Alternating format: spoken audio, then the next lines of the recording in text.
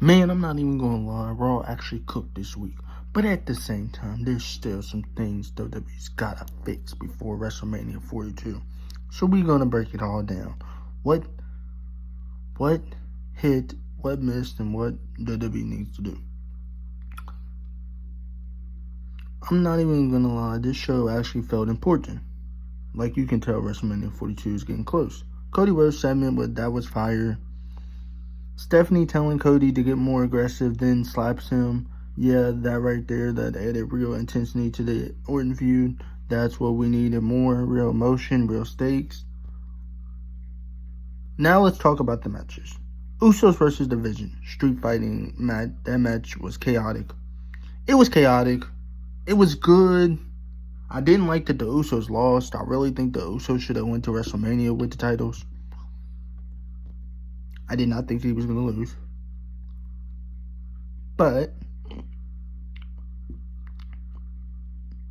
I ain't even mad at it. It was entertaining, but I still feel like the Usos should have won. I did not want the Vision to win. I'm just going to be honest with you. But I do feel like the Usos should have won. That's all I'm going to say on that, because I got another video for that. Penta versus Kofi Kingston. That was smooth, fast pacing, no complaints. Io Sky versus Raquel.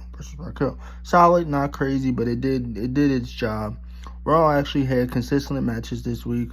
Consistent matches this week, and that's something we've been asking for. Now that this is where Raw really steps up. Liv Morgan segment, Roxanne returns. I'm glad Roxanne returns. I got a video for that too on if I think Roxanne is going to join Finn Balor, because Finn Balor did recruit Roxanne into the Judgment Day, and then Liv Morgan took Roxanne under her wing when she came back. But that whole situation got interesting real quick. I could see Roxanne's face, it looks like there's gonna be a Roxanne versus Liv Morgan feud eventually down the line. Brock Lesnar plus Obi Femi. Nah, that felt like a real collision. That didn't feel scripted. That felt like chaos. But Brock Lesnar versus Obi Femi, I liked how Triple H is involved in this part with Brock Lesnar versus Obi Femi. I liked how he is involved in the story, and he is basically protecting Obi Femi. I like that part. And then we got CM Punk versus Roman Reigns. Bro, they didn't even talk. They just fought. And honestly, that made it even better. That's how you build a main event. Now, hold on. Even though Raw was good, it's still one issue. Some segments dragged a little. Some moments didn't hit as hard as they should have. And certain storylines still feel like they're missing that finale layer. Like, it's good, but it's not great yet. And this is close to WrestleMania 42.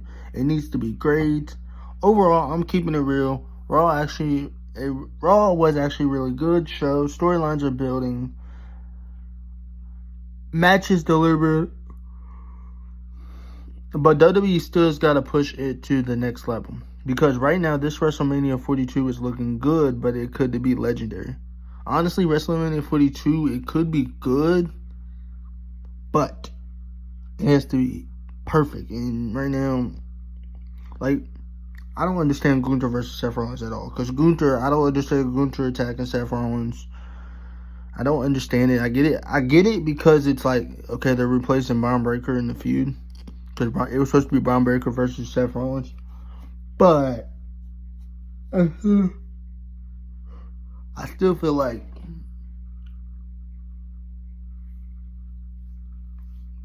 yes, it is cool that Gunther is kind of facing Seth Rollins.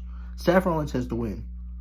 Now, I have a theory with the Gunther versus Seth Rollins thing for another video. Appreciate y'all. Like, comment, subscribe. The next video I drop is the NXT Stand and Deliver prediction video.